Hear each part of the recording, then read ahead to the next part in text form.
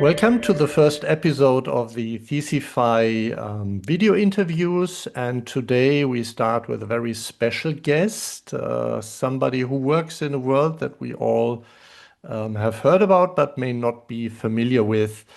So, um, a guest today is a ghostwriter, and for obvious reasons, we will not reveal your identity. But could you nonetheless share a little bit about your background and a little bit about yourself? Sure, yeah. So I come from an academic background. I studied sociology and philosophy in the US and later completed a research-based master's degree in Europe. I originally thought I'd pursue a PhD, but COVID shifted my path and I eventually moved into freelance academic work. And yeah, I'm now working with clients across academic levels, offering everything from editing and tutoring to full-scale ghostwriting projects. Interesting. So how did you get into this business, this line of work? Yeah, so it started actually during my undergrad. During university, I was first hired to take class notes and found myself editing and revising classmates' papers on the side. And that eventually turned into paid work. At first, I only offered editing. I was honestly uncomfortable with the idea of ghostwriting, but the demand has always been high. And Hmm. especially with students who didn't just need help improving a draft, but wanted someone to step in and fix things entirely. So eventually, a Yeah. ghostwriting company approached me that wanted to expand into academia, and that's when I began taking on more structured and consistent work. Yeah. So how did they learn about you? I mean, this ghostwriting company. Yeah, so I had been putting myself out on different freelancing websites as Ah, a okay. editor and writer, and then the company approached me from Yeah. there. So as a ghostwriter, how long have you been doing this so far? Yeah, it's been officially 5 years now. 5 years. Yeah. So basically since the pandemic. Yeah, exactly. Okay. Is that a full-time job for you, or do you have other things Yeah. that you do in your life? Yeah, it's been one of my main sources of income for many years. I also do teach and I do freelance work in education and writing and research, but ghostwriting's remained a pretty steady thread throughout, even as my work has evolved. Yeah. So who are your primary client? Are these the stressed students, as we might imagine, or are there also seasoned academics who just want to offload part of their work? Yeah, I'd say pretty much everyone that comes to me is stressed, but it is mostly students, mostly masters and PhD students, especially international students and non-native English speakers. But I Hmm. have also worked with professionals doing executive degrees or research teams preparing papers for publication. Yeah. In Germany, there was a big scandal a few years back when one of the top politicians lost his job because it was found out that his PhD thesis was plagiarized. So, and at that time, there was a big discussion that you have this maybe privileged rich kids who don't want to really engage with the work, but rather have a shortcut to their PhD and so on. Do you actually see these types of clients, or is it just a myth? Yeah, no, I'd say that it's definitely expensive to have someone ghostwrite for you. So there is quite a big gap in terms of the people that are approaching you are able to afford things. And yeah, I do work with quite a lot of people that have full-time jobs. So it's becomes just a time management issue. But yeah, they definitely have to be able to afford it. So Hmm. it's the Yeah, money has yeah. to. So what type of documents do you mostly write? Essays, theses, whole papers? Yeah, pretty much everything, but mainly research papers, theses, academic Mhm. articles, and manuscripts. And all sorts of fields, or do you specialize in particular fields? I mean, would you write an abstract on rocket science on Sunday night, or do you have things that you specialize in? Yeah, I mean, I do have my background is in social sciences, so that's where I started, and that's my comfort zone. And initially, I was avoiding kind of STEM and business, but over time, once I started to see how formulaic academic writing can be, I started to then branch into other fields and as long as the research is provided, I can understand the findings, there's good communication, then I'm comfortable to do an abstract on pretty much anything. Hmm. So there's no topic where you would say, oh, this is off limits, I'm not doing that. Uh, it depends on the quality of the research. So if it's not clear to me and it's totally outside of my field, then yeah, there are projects that I've turned away, especially if they're asking me to interpret the findings. I need to Yeah. have the findings there. So the degree of completeness varies. That's what I hear from you. So is it very often that you have to write something end to end, or is it mostly fixing or completing something that the people already have started? Yeah, so I get requests to do end to end all the time, but the only time I've ever done that is if it's again something that's very specific to what I've studied is the only time I feel comfortable doing that. But what Hmm. happens a lot is I'll have clients that will send me a full draft, and then the more I look at it, the more I realize that it needs to be completely rewritten from start to finish. So that does tend to happen a lot. Yeah. So I've read in an interview with Stephen King that he takes about a day for 6 pages, or the other way around. He tries to get six pages done in each day. So how long does it take you to write on something like this? Yeah, it's tough because unlike writing something that's purely coming from me, where I can kind of start to see that there's a standard pace, in ghostwriting, it really depends on where what the ideas have been given to me and where that person is along with their writing. So Hmm. yeah, it really varies. I've done some theses or PhD by publication projects that have lasted months to over a year. But yeah, it's shorter papers or articles might take a few days, but it really depends on. Hmm. So obviously many people struggle with writing. So what's your process? Where, I mean, you're also doing other things, so you must have a recipe that you follow so that you know, okay, I can deliver this paper in that amount of time. Yeah, so to start, I mean, it's tough because I've learned throughout doing this that you have to charge per hour, since it's very hard to predict just by reading someone's first draft how long it's going to take you to fix, especially if Hmm. it's not something that is your field. But for me, the thing that's the key for the writing process is starting with a clear research question and thesis statement. Those are kind of the two most necessary things. From there, I can kind of then map out the process. Especially in the social sciences, figuring out a theoretical lens, and for pretty much every subject, figuring out where this piece of writing is fitting within the broader existing Yeah. academic literature is the next step before I can even get to outlining. And you have, I mean, obviously you have met a lot of people or a lot of clients over these 5 years. So what are the things that writers typically have problems with? What do they struggle with most? Yeah, I'd say the biggest problem that writers struggle with is time management and motivation going hand in hand.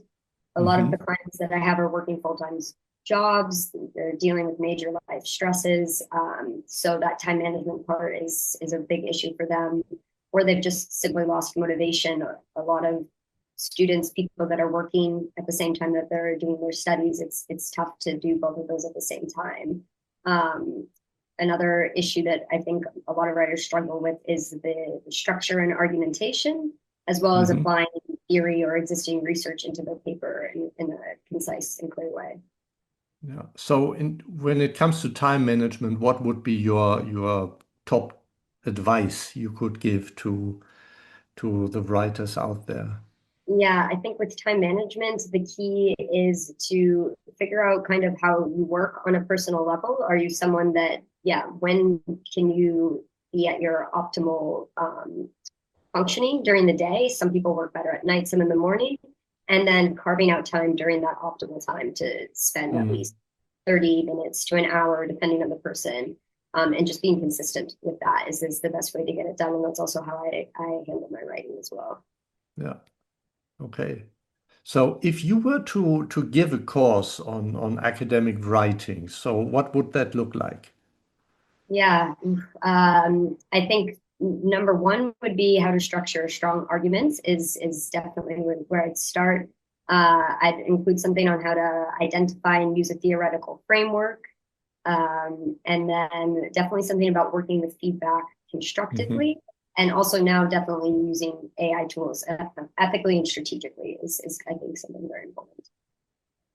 Yeah, I mean, this brings us to a very timely and important topic. So AI, of course, is nowadays everywhere, and it has certainly had a large impact on how content is created. So how big has the impact of ChatGPT and the likes been on your work as a ghostwriter? Do you see that you have less offers, that you have texts that are already written by a large language model? Yeah, definitely. It's had a huge impact on my work. It's definitely reduced the demand for ghostwriting since a lot of clients that are even comfortable to go into ghostwriting, it's not a far stretch for them to feel then comfortable submitting something that's AI generated. Mhm. So there's was yeah quite a drop when ChatGPT in particular became more common. But now I've seen a shift in getting a lot of papers that to me are very clearly AI generated, and they're Mhm. then returned with a lot of comments from their supervisors, and I kind of have to go in there and humanize the AI and fix what are starting to become very predictable problems with when you have any type of LLM that generates full text. Yeah. So do you use LLMs yourself? So how do you use AI in writing, if at all? Yeah, I'm love using AI. I pretty much see it as having two functions. I either have a idea that maybe I'm struggling with the brainstorming, kind of the initial thinking it over. So I like to use AI to kind of open a dialogue with myself into exploring that and getting kind of the brainstorming and outlining done. Or Hmm. I use AI to send what I would consider like a finished draft, and I ask it in particular for feedback. And that I think is very useful. And I see a lot of other writers doing that as well. Hmm. So how do you think AI will change academic writing? I mean, the whole thing, from Yeah, teaching to publication. yeah, I think it will have a massive impact, and I think that it's one of those things where we have to, as academics, acknowledge that it's here and it's a tool that we can use, and it does have a lot of value. But it's all about learning how to treat this as a research tool and not just Hmm. as a quick fix. So I think we'll see a shift towards cleaner and more grammatically polished writing, Hmm. but we're also going to have to we're going to see a gap between people that know how to use AI effectively and then those who are just kind of using it to cut corners. And then we're getting a lot of this kind of repetitive sentence structures, Yeah, uh, yeah. same type of issues. So as a recommendation for the students out there, what shouldn't they do at all with large language models? Is there something like this? Yeah, I would never ask the a large language model to just write especially a long paper straight out generated. There's just a lot of fact checking that would need to happen if you are going to go that route. And also, yeah, LLMs are great at making something sound really nice to read, but when you read it critically, you see those gaps in logic or Hmm. nuance, and they're there. That it might sound nice, but to your professor or an instructor, they're going to notice right away. Yeah. So how, if you said you receive more work that already has been written by AI, so how do you recognize that? What's the telltale sign that the text has been written by a model? Yeah, it's repetitive sentence structures for sure. So if I see a lot of sentences that are starting with the same kind of uh, sentence beginning, the beginning of the sentence, and then that's continuously repeated throughout. Those kind of patterns start to seem obvious, or AI tends to use the same type of words like revolutionize. Hmm. Yeah, that being a big one that I noticed a lot. So there are certain Yeah. patterns that as you read, you start to notice, whereas when it's something that's not AI generated, those patterns aren't often there. Yeah. Yeah. And of course, if you're a native speaker or non, if you're a non-native speaker, then suddenly you're writing with the perfect English. That is certainly also a telltale sign for a professor that something is odd. Yeah, yeah. If they're sending, if I'm getting someone that's sending me an email and the English is broken, and then I open up and I see a text that's written in perfect English, it's another usual sign. Yeah, I guess so. Okay, thank you so much. Maybe as a final touch a little bit, is there an anecdote that you could share that is particularly funny or peculiar from your experience as a ghostwriter? Ooh. Um, yeah, I'm trying to think. I mean, I've definitely had some projects that have really shocked me that the student didn't turn away from stopping my services, in the sense that I got back to them and said, listen, this is I charge per hour, and this is something that's gonna take me maybe to get by your deadline 10 hours a day for the next 6 months. I don't think that this is something you're going to do. And they've said yes. So that has been the most surprising thing to me, is the level sometimes of, yeah, almost desperation that students Mhm. have to get their projects done has been surprising, definitely. So that's probably a large sum of money they would have to, or they did pay then in the end, right? It's a large sum of money, and it's made me kind of uncomfortable to do it, because I've Yeah. been clear, like, this is going to take my own time researching, and I'm a researcher. I love to do this, so I'm happy to help. But it's, yeah, it almost seems a bit odd or surprising that people are willing to do that, but they are.